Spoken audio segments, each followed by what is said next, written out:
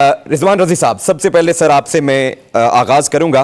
फैज़ हमीद साहब को लेकर बहुत सारी बातें हो रही हैं, स्पेशली तहरीक इंसाफ। जब इनकी गिरफ्तारी अमल में आई और मीडिया की जीनत बनी ये खबर, तब तो तहरीक इंसाफ ने अपनाने से भी इनकार किया और बानी पीटीआई ने एक बयान देकर फिर उस पर यूटर्न भी लिया और कहा कि ये हीरो थे जिन्हें हमने ज़ाया कर दिया।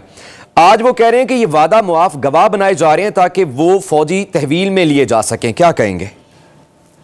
असासा कहा था उन्होंने, हीरो तो नहीं कहा था। जी सर, असासा हीरो तो वो खुद को समझते हैं और अपने अलावा किसी को हीरो बर्दाश्त नहीं कर सकते। देखिए, इस वक्त तक फैज़ हमीद साहब के मौजू के ऊपर हमारे पास दो डॉक्यूमेंट्स हैं जो सरकारी तौर पे जारी हुए।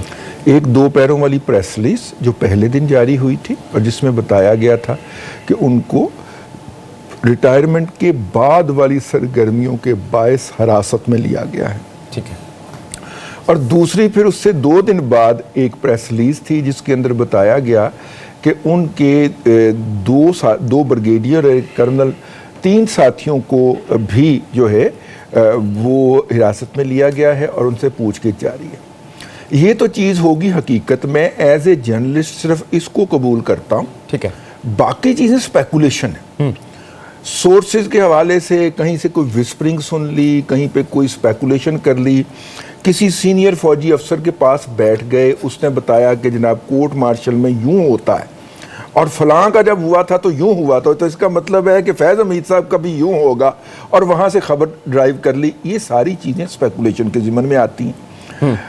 आज जो है वो ब्रिगेडियर वासिफ साहब हैं, मेरा ख्याल है उनको वकील करने की इजाज़त दे दी गई है, उनको फैज़ हमीद साहब ने अपना वकील किया है। लेकिन ये खबर भी सरकारी तौर पे हमारे पास प्रेस रिलीज़ की शक्ल में या किसी शख्सियत के बयान की शक्ल में नहीं पहुंची। इसलिए मैं इन तमाम तहफ़्फ़ुज़ात के साथ मैं बात करते हुए थोड़ा सा आगे बढ़ना चाह रहा हूँ। देखिए, जो काम ये हुआ है इससे पहले मेरे इल्म के मुताबिक कम से कम 3 ISI ऑफिशल्स के ऊपर इस तरह की कार्रवाई का दबाव था, लेकिन अदारे ने उनके खिलाफ कोई भी कार्रवाई करने से इनकार किया। मतलब आखिरी जो उस एपिसोड में थे करैक्टर, वो असद दुरानी साहब थे जिन्होंने एक बैरूनी एजेंसी के सरबराह से मिलके किताब लिखी और उनके पर्क्स एंड प्रिविलेजेस जो थे वो विड्रॉ भी किए गए। ठीक है। लेकिन ये वाली कार्रवाई है, अगर हम इसको हिस्टोरिकल पर्सपेक्टिव में देखें तो ये अपनी नौयत की पहली कार्रवाई है विज़ावी ISI चीफ। ठीक है। मतलब उनको बाकायदा डिटेन किया जाए और डिटेन करके, जैसे आज बहुत सारी जगहों पे मैंने सोशल मीडिया पे भी और वेबसाइट्स पे भी देखा कि वो सज़ा भी दे चुके हैं अपनी तरफ से ना फैज़ हमीद साहब को कि उनको ये सज़ा होने जा रही है, ये हो रहा है, वो रहा है। मेरा ख्याल है कि इस तरह के मामलात के ऊपर बहुत मोहतात रहना चाहिए, क्योंकि अदारों की रिस्पेक्ट होती है। जो लोग उन अदारों का मुँह मत्था रहे होते हैं उनकी बेइज्जती उन अदारों की बेइज्जती होती है। हमें अपने अदारों को इस तरह ह्यूमिलिएट नहीं करना चाहिए। उनसे मुंसलिक शख्सियात की कुछ तो इज़्ज़त हम छोड़ दें। ठीक है।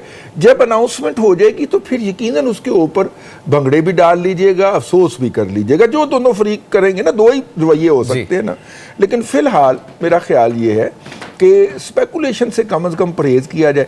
हमारे सीनियर हैं, बुज़ुर्ग हैं और बहुत क्रेडिबल जर्नलिस्ट हैं अंसार अब्बासी साहब, उन्होंने आज एक व्लॉग किया है, उसके अंदर उन्होंने ख़बर दी है कि जनाब साबिक़ चीफ जस्टिस साकिब निसार साहब और इनकी जो आपस में कम्युनिकेशन रही है फैज़ साहब की, वो भी एक डॉक्यूमेंट कर ली गई है। मतलब कि उसको इकट्ठा किया गया है पहले मुख्तलिफ जगहों से और उसको डॉक्यूमेंट कर ली गई है और वो शायद एंडोर्स भी हो गई है फैज़ साहब की तरफ से कि हाँ उनकी ये गुफ्तगू हुई है। वो एक नई FIR खड़ी हो गई है या एक नया चार्ज फ्रेम हो गया है जिसे कहना चाहिए। तो मेरा मतलब ये तमाम चीज़ें आती रहेंगी, हमें एहतियात का दामन जो है वो हाथ से नहीं छोड़ना। ठीक है। आसमा साहिबा, फैज़ हमीद के बाद मजीद गिरफ्तारियां क्या मुतवक्के हैं? नून लीग बड़ी पुरुमीद दिखाई दे रही है। सिचुएशन में मैंने लास्ट टाइम भी कहा था ना, विक्टिम्स वेरी होते रहे हैं, तो वो भी there were one of the victims. फिर इस तरह से PTI भी एक टाइम पे विक्टिम की पोजीशन संभाल ली उसने, तो वो एक मुख्तलिफ किस्म की फीलिंग्स की वेव्स कभी एक तरफ से कभी दूसरी तरफ से आ रही। मगर यहाँ पे मैं थोड़ी सी चीजें ऐड करना चाहूंगी। सर ने बिल्कुल ठीक कहा कि हमें बहुत केयरफुल रहना चाहिए।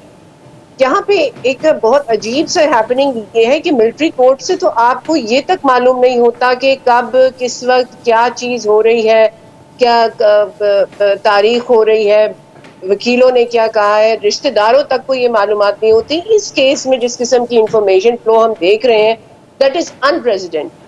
और फिर वो इंफॉर्मेशन फ्लो आपके मीडिया के पास और सोशल मीडिया के पास है, और एक पैरेलल ट्रायल आपका सोशल मीडिया और मीडिया में चल रहा है। इससे खुद को रिस्ट्रेन करना चाहिए, क्योंकि देखिए जो कुछ भी है एक बहुत ही स्टीम ऑर्गेनाइजेशन को उन्होंने हेड किया है, दो बहुत ही क्रिटिकल ओहदों पे वो रहे हैं। ये सिर्फ पाकिस्तान की इंटरनल पॉलिटिक्स नहीं, पाकिस्तान की बेसिकली हर चीज को अमराला करती है आपकी आगे साइड।